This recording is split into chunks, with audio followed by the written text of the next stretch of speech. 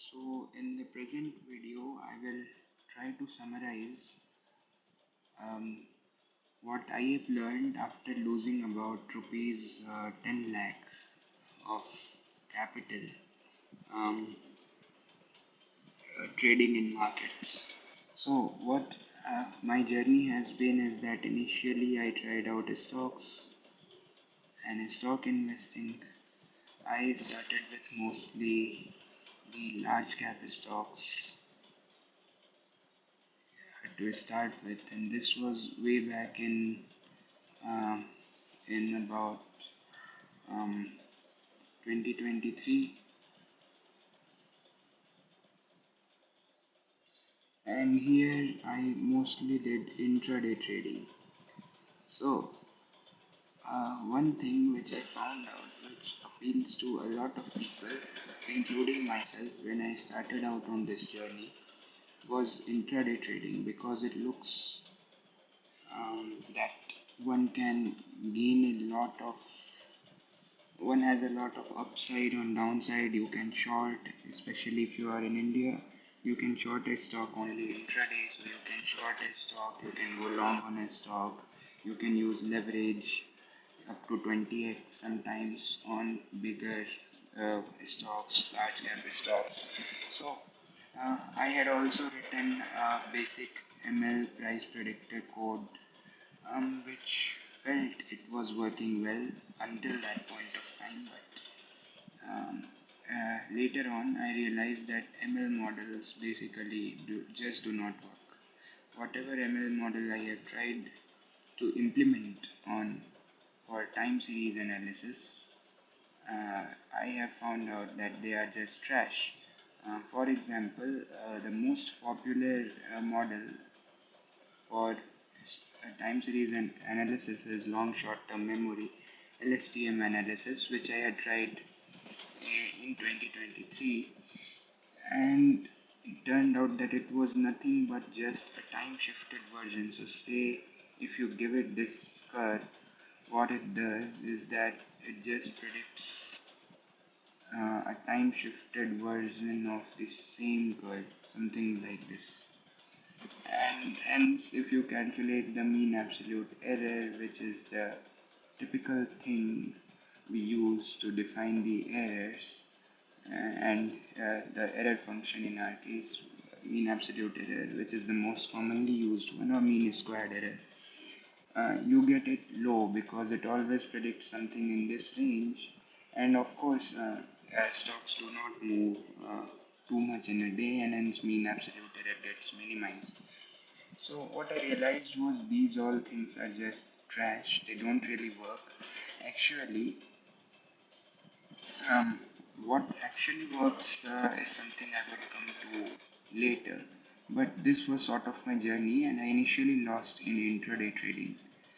Then another thing which felt which felt good after this phase was F&O trading, and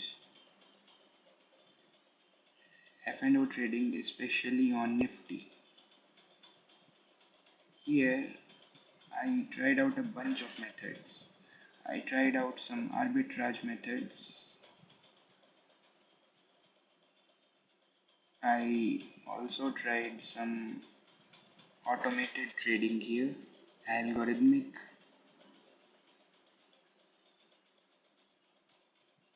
and I also tried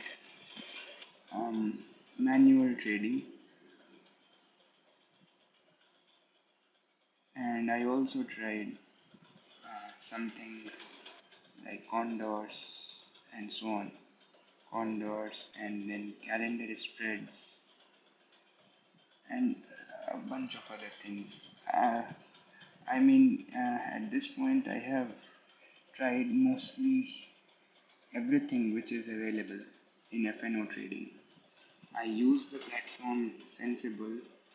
I saw many people were making good money trading F&O, but again, in all these methods, my central problem with F&O has always been its leverage.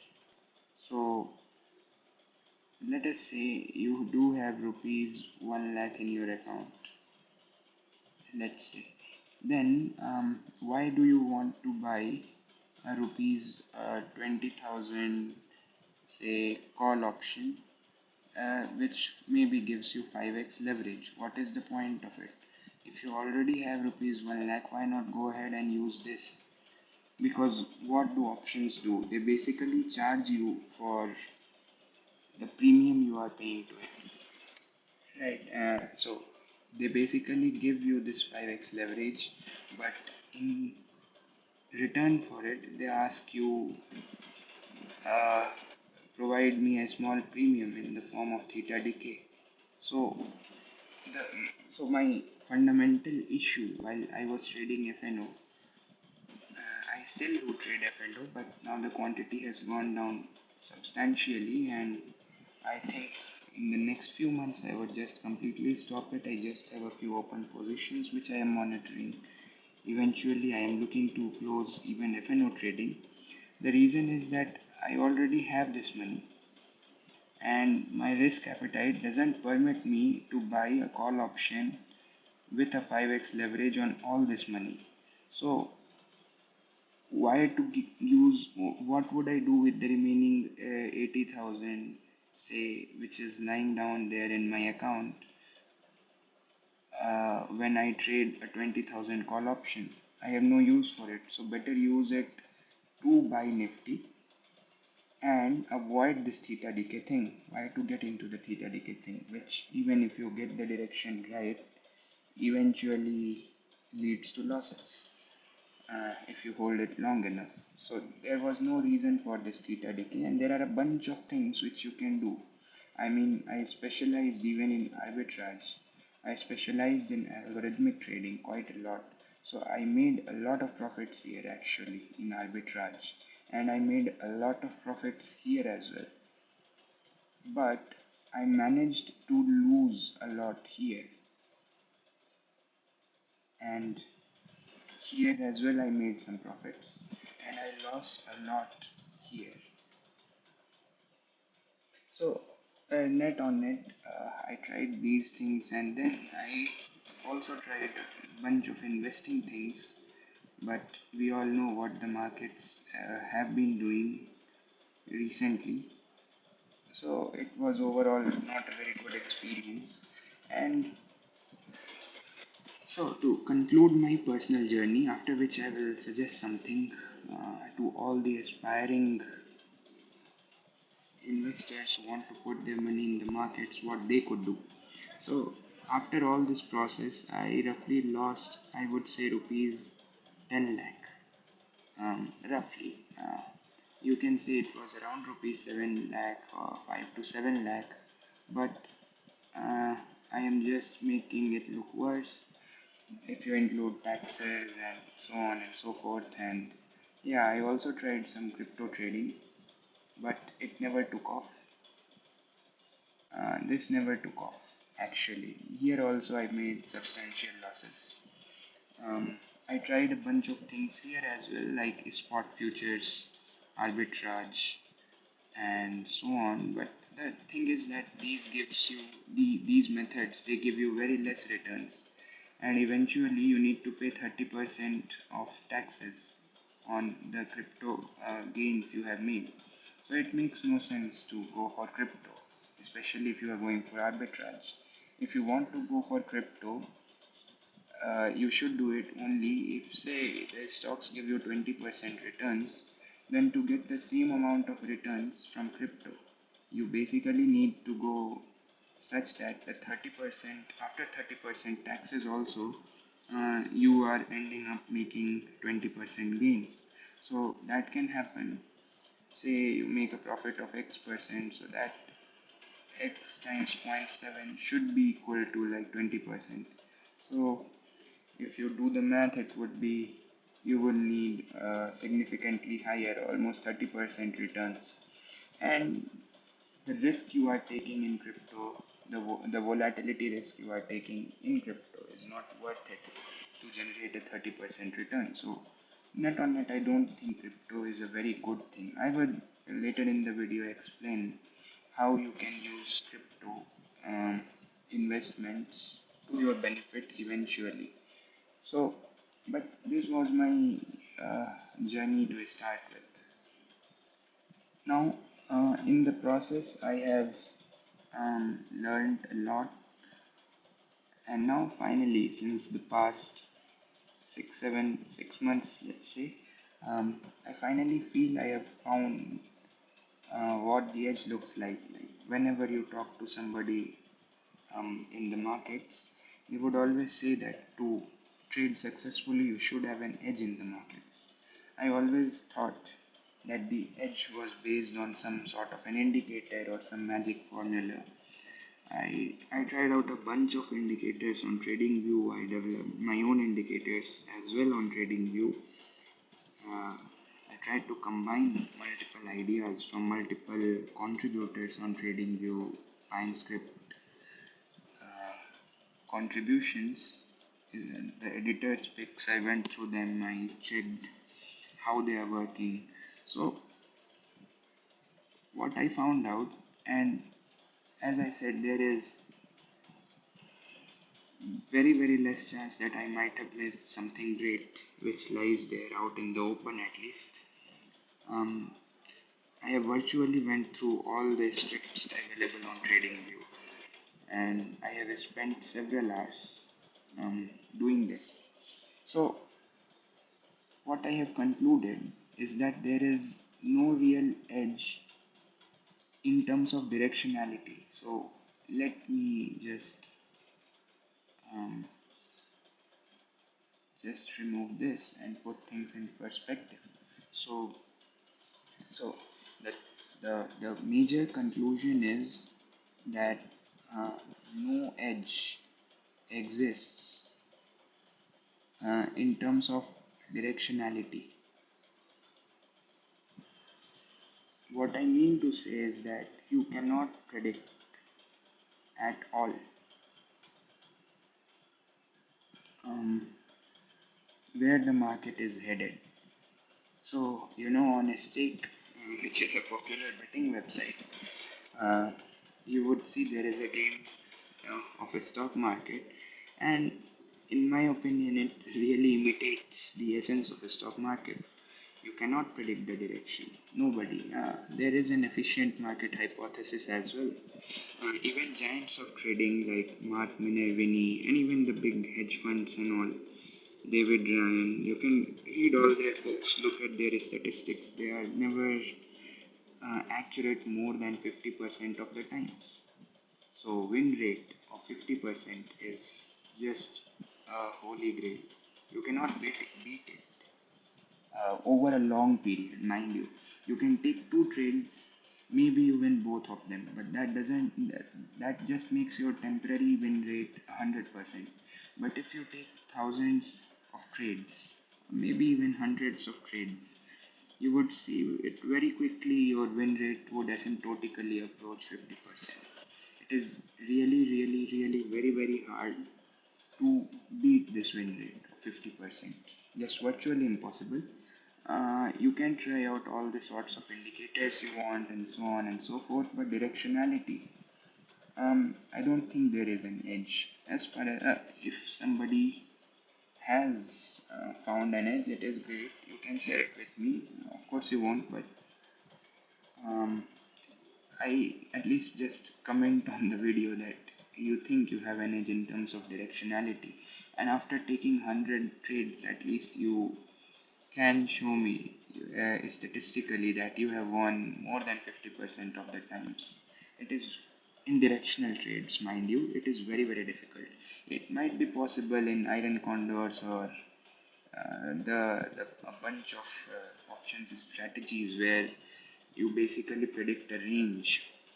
Predicting a range is still somewhat feasible because you can use the information about supports and resistances, and then you might be able to have some sort of a range to operate in. That is feasible, but um, in terms of pure direction, like if I give you this chart, What would it do next? Would it go up? Maybe. It is a higher high, higher low thing. Would it go down? Maybe. It might be a breakdown. Um, would it go into a lateral consolidation? Completely feasible. Would it go into a volatility contraction after this point? Yes, again feasible. So it can do simply anything from here. Um, what I have found in my experience is that there is no edge, and if somebody, especially on popular platforms, uh, claims that they have an edge in terms of directionality and give you some data, just look into it very, very carefully. Uh, there is a huge, huge possibility that the indicator they are proposing is simply repainting. Especially on TradingView, there are a lot of indicators which give a very, very high win rate, but they are just repainting indicators. So never use them in your trading. Of course, they repaint.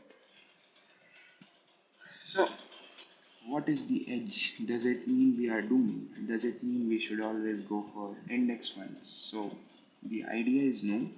Um, there is an edge for sure. There is an edge in position sizing.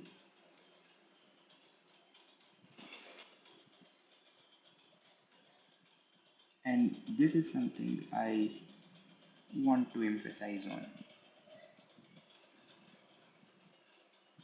Is there an edge in position sizing? Yes, there is one, and this is all we need. So, how do we get this edge? Um, this edge comes as follows. Um, what I would suggest, you can try this out virtually. Let us say a stock has done this, and you are here in time. You don't really know what would happen. Do a coin toss. Just toss a coin, flip a coin. If it's heads, just bet it will go up, and if it is tails, just bet it will go down. But the caveat is that if you predict it is going to go up and you enter with a position size of rupees 100, keep your stop loss somewhere.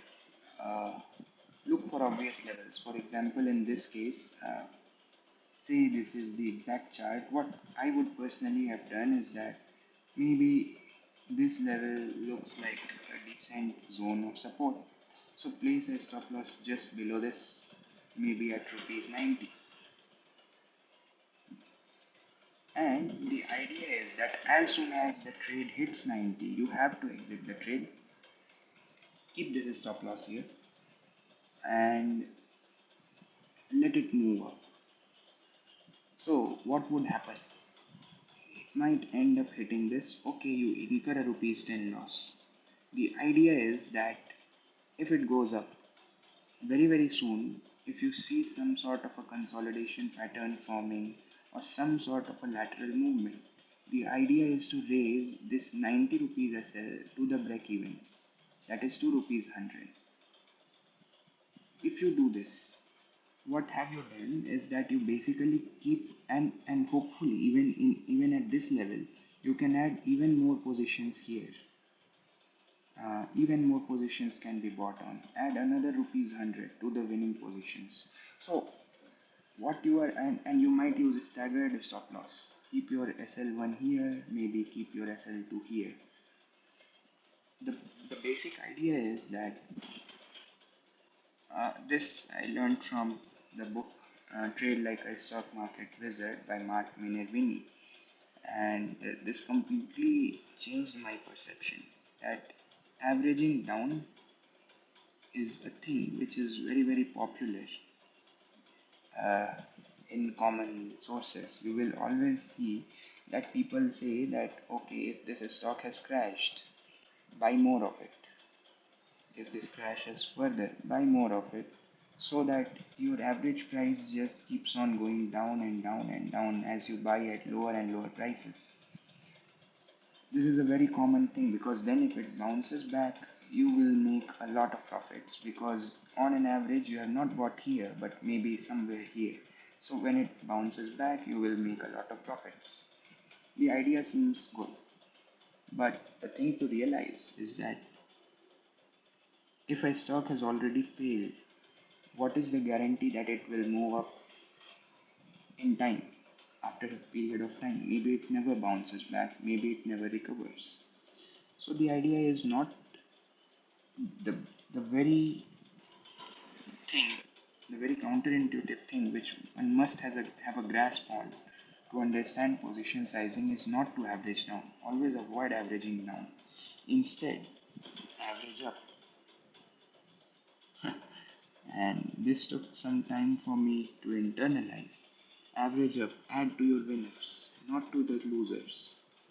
Add to winning positions.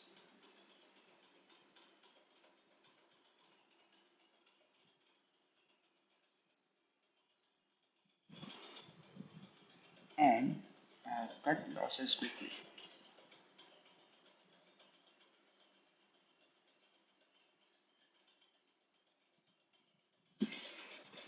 If you are able to do these two things, I will really be surprised if you are not making money, because I assume even if you throw darts randomly, you will definitely pick a good stock at some point of time. The idea is that when you pick the good stock, you should win big, and when you are unable to pick the good stock, you should not lose too much. If you just keep on doing this, it would be great. So I will now maybe share an example of the last trade I took. I have it well documented, so maybe I will share it.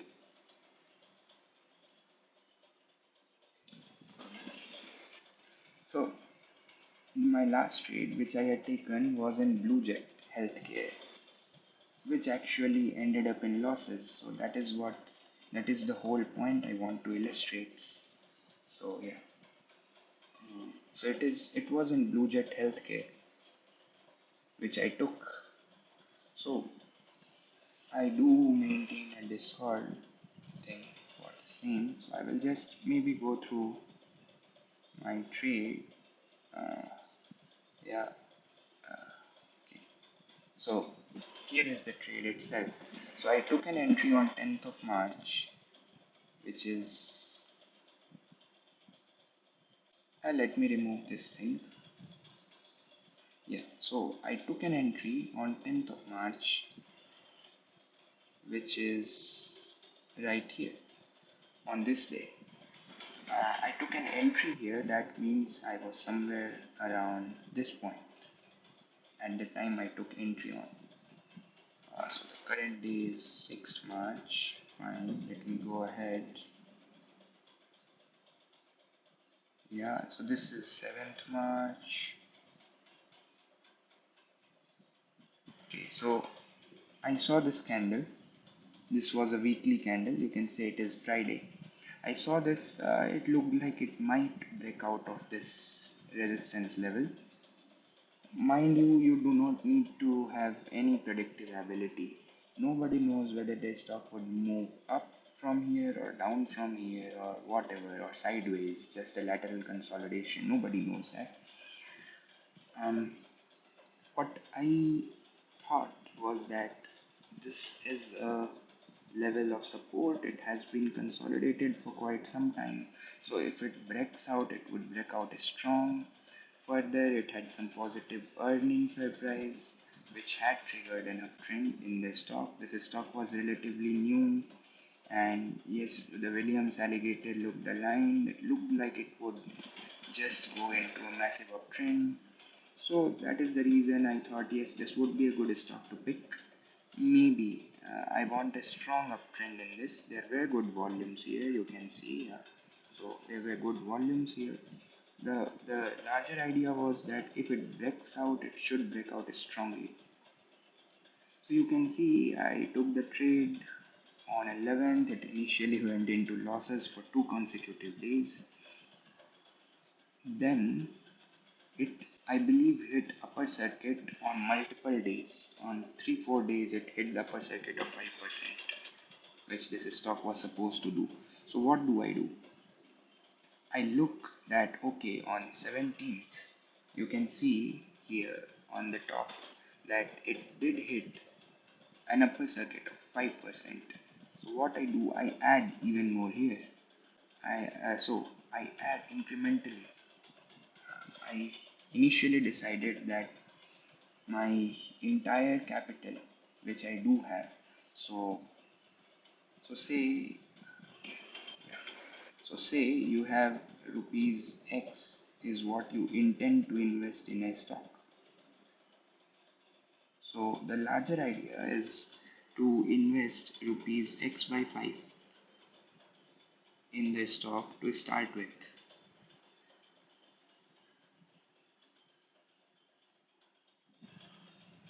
and a tight stop loss.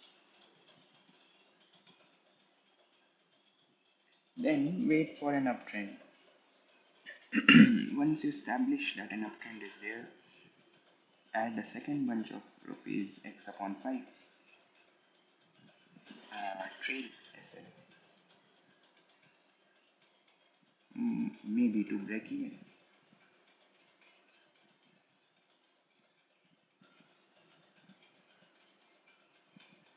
And then just keep adding to it, keep adding to winners. This is the larger idea. Now, as it turns out, when I added it here, after the 5% move, it is clear that I missed this much move, and one would say, okay, you should have invested rupees 1 lakh here, so that, or 1 lakh 50,000 there,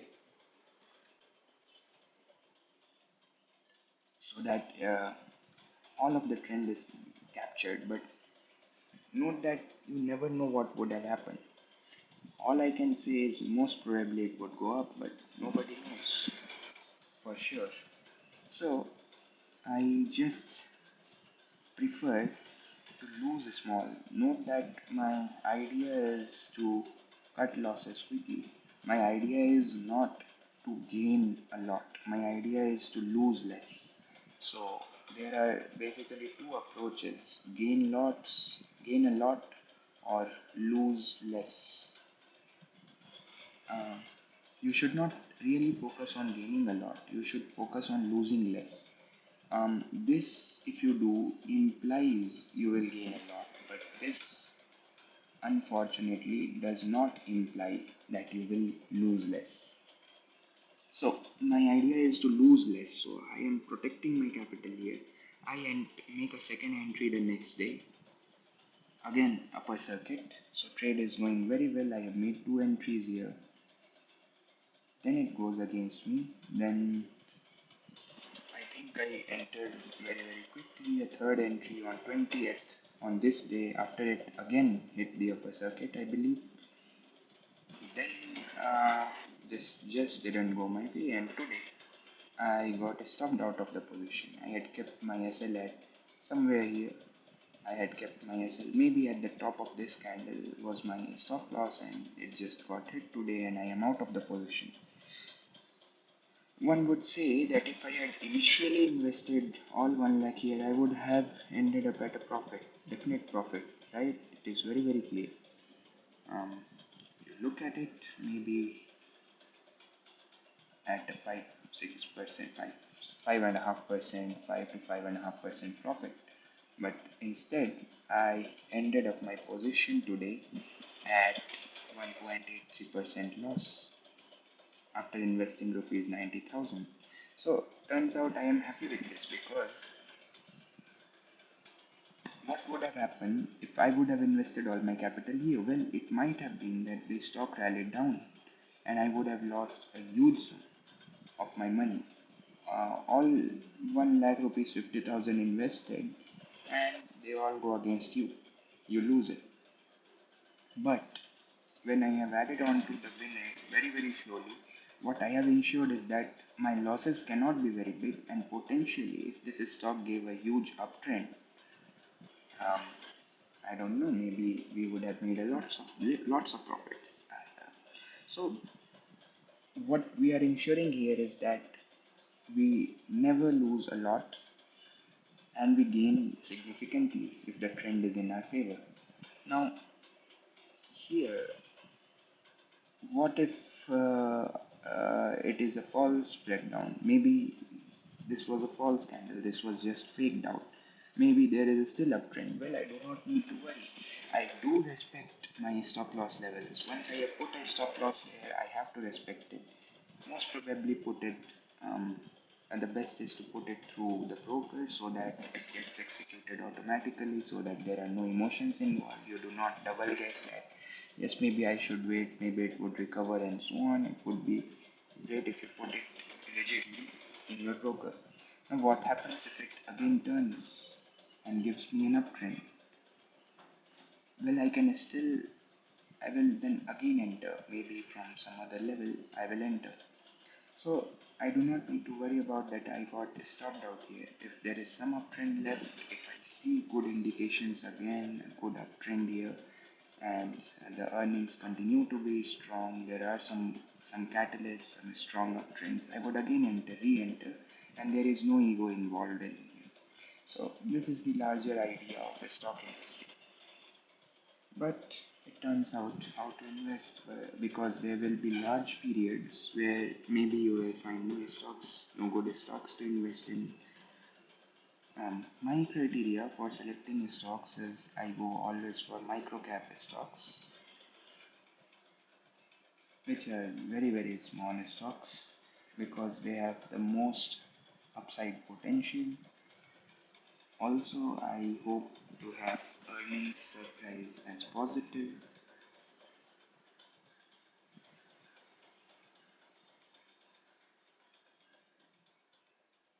and I want a strong uptrend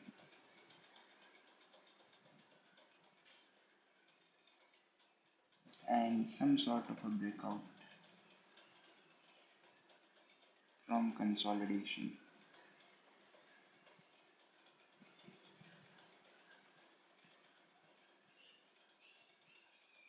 So if all these four conditions are satisfied, I typically go for those stocks. So um, this is pretty much it about stock picking. Now, how do I personally prefer managing my assets? Now, this is not anything of a financial advice, mind you. This is not an investment advice because I am not qualified to provide investment advice. I am not an investment advisor. In fact, SEBI prohibits me from showing my own trades. That is why I have shown you. Um,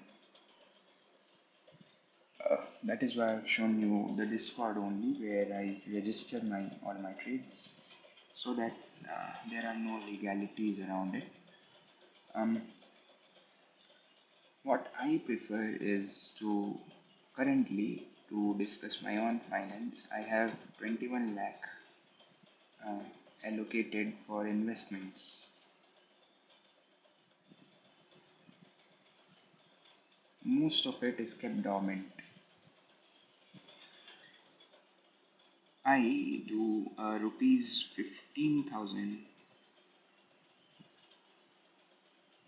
monthly SIP,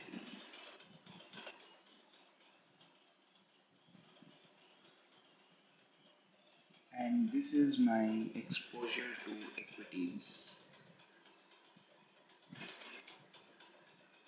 So I leave the tough job of stock pickings, and this is for long-term investing.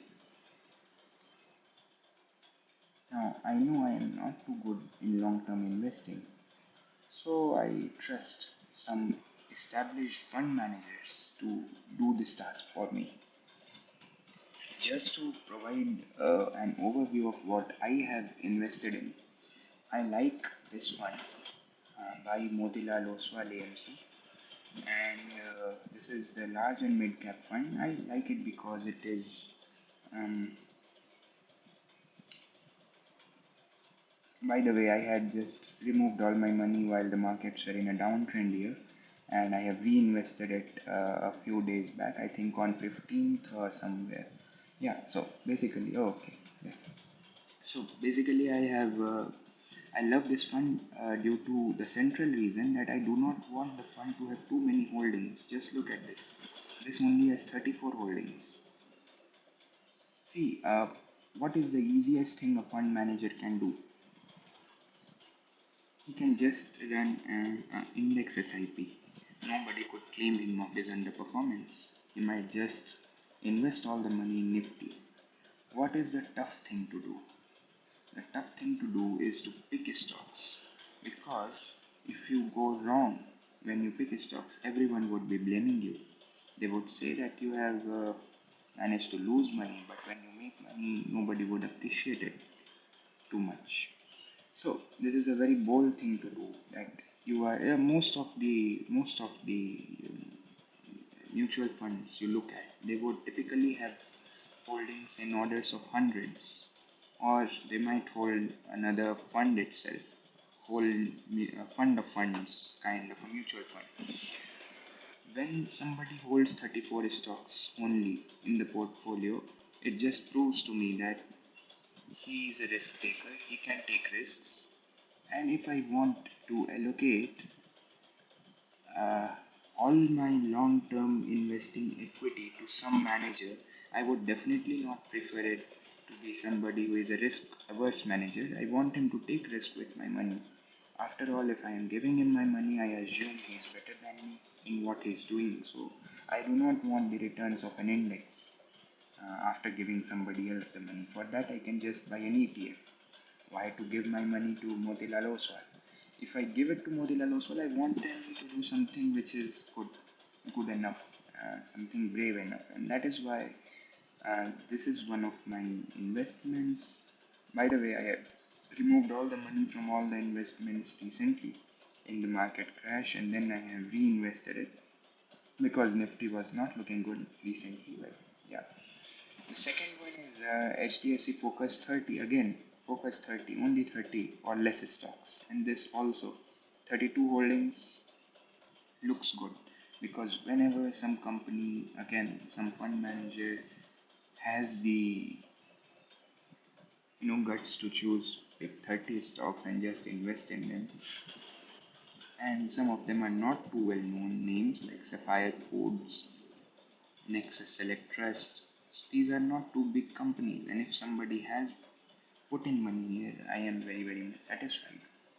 So then, just to diversify, I do have some gold in my portfolio. This also I had returned and have recently started again. Um, this gold savings fund, it is just there. You can use anything here. Just ensure the expense ratios are low. I have just invested here, but you can use any gold fund. They will all have virtually the same returns. And this is a great fund because it is multi-asset. It has some debt component in it, some gold in it, and everything, like multiple asset. So here you can see it is equity, cash, and debt. So significant exposure to equity and significant exposure to debt as well. And this is something I like. So, not an investment advice, but these are the mutual funds I have personally invested in.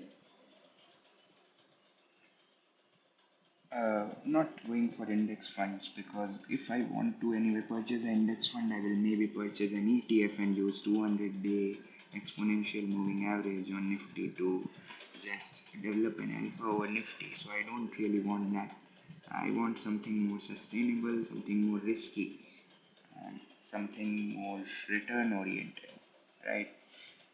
So that is all about SIPs. Then I have certain amount, rupees about 12 lakh,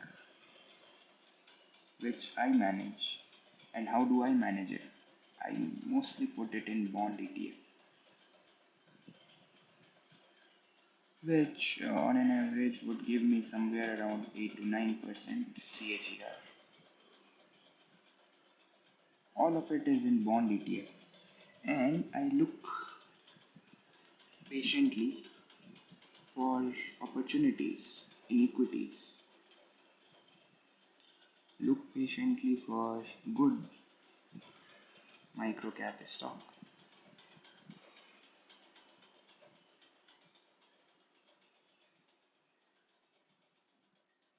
And patiently is the key word. Do not overtrade. If there are no good stocks, just wait for one. No need. You are getting 8 to 9% CAGR here. You are getting 20% CAGR roughly here. So, what is the hurry? Or let's not say 20%. Let's not create false hopes, but at least I believe at least 12 to 13% CAGR I am getting here. Just by sitting here, I am getting 8 to 9% CAGR. So I don't really care if I do not get a good microcap stock for an extended period of time. I would just wait for it, which shows me a solid uptrend, has positive earnings surprise, and fundamentals are good, aligned. Then I enter with 20% of total capital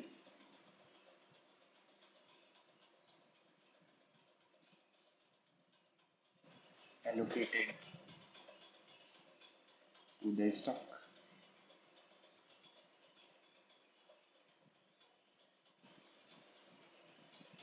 So, say I have allocated, like in the example given, I had allocated rupees 1.5 L to Blue Jet. So, what do? I enter in batches of 15,000. Oh, sorry, 30,000, yeah.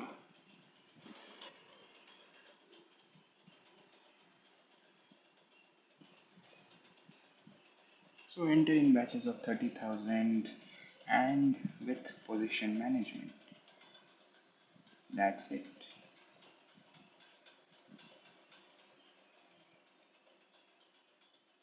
If the markets are good, you will end up making money here.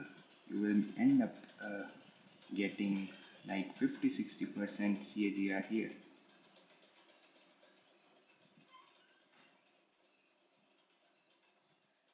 If done correctly, or if markets are favorable.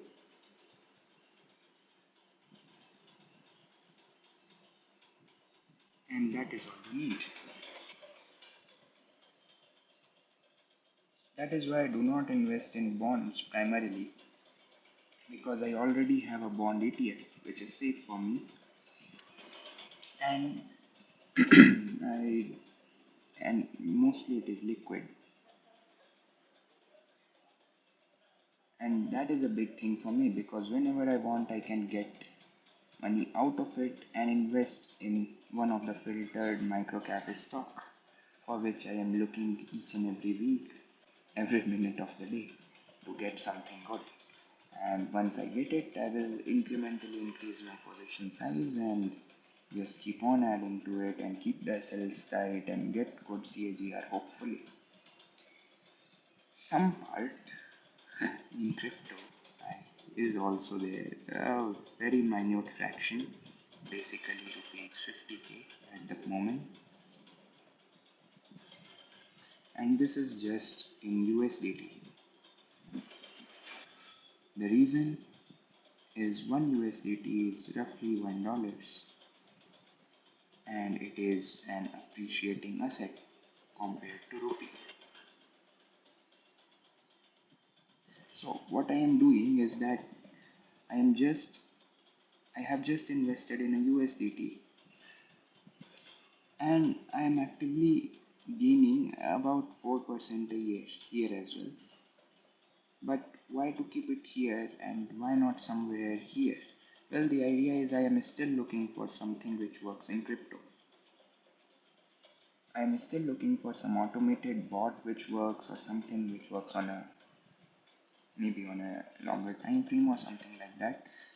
The problem here is that it is volatile. It is too volatile. and that is my major concern, that how to handle its volatility.